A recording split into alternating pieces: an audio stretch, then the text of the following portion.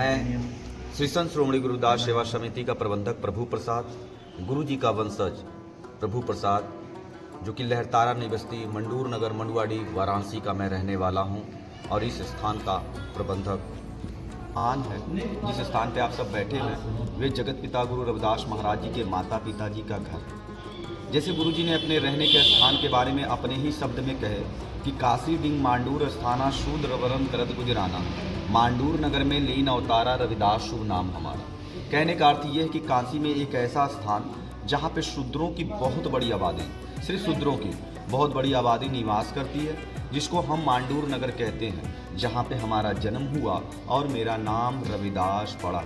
आज भी पूरी काशी बनारस में सबसे बड़ी आबादी अपनी चमार कौम की, अपने चमार भाइयों की मंडूर नगर में ही निवास करती है। इससे बड़ी आबादी आपको पूरी काशी बनारस में देखने और सुनने को नहीं मिलेंगे। यहीं पर आज इसके साक्ष्य जो है, इस समय हमारे से प्रेमलाल जी भी हैं, वो दाई माँ के वंशज, वो धम्मोदाई माँ जो आँख से अंधी थी, जो जगत पिता गुरु रविदास महाराज जी को पैदा कराई थी, उनके परिवार से हैं।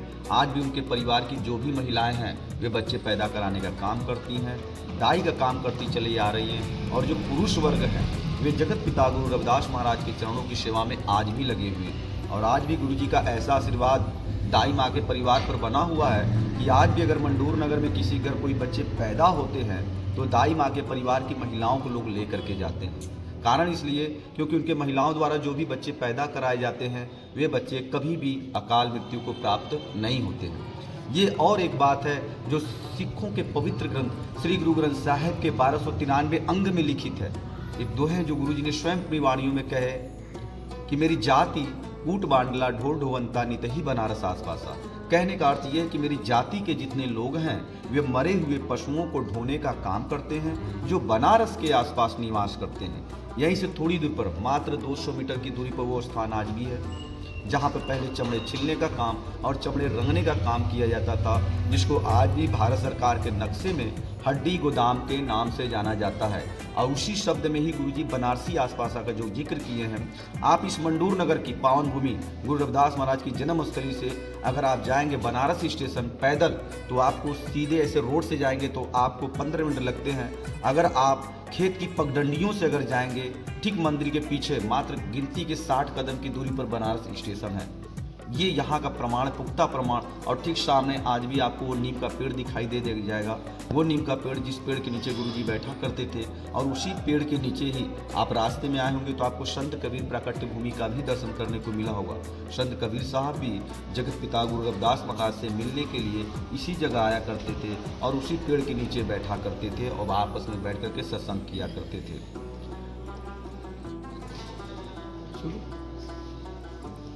जब आप जो इस पवित्र भूमि पे आप आए हैं पंजाब से, लुधियाना से, आपका स्वागत है।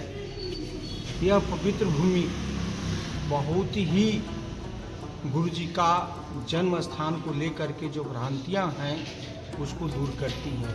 यह मांडूर नगर मड़ुआडी के नाम से प्रसिद्ध है।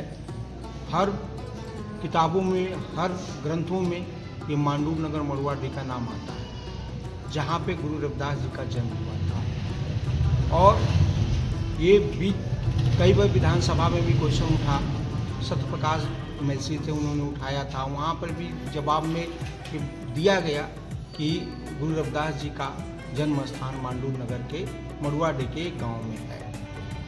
और वहाँ पर जो तपोभूमि है, जहाँ पे नीचे आप देखेंगे भौरा साहब कहते हैं, वहाँ पे तपोभूमि नीचे लिखा हुआ है।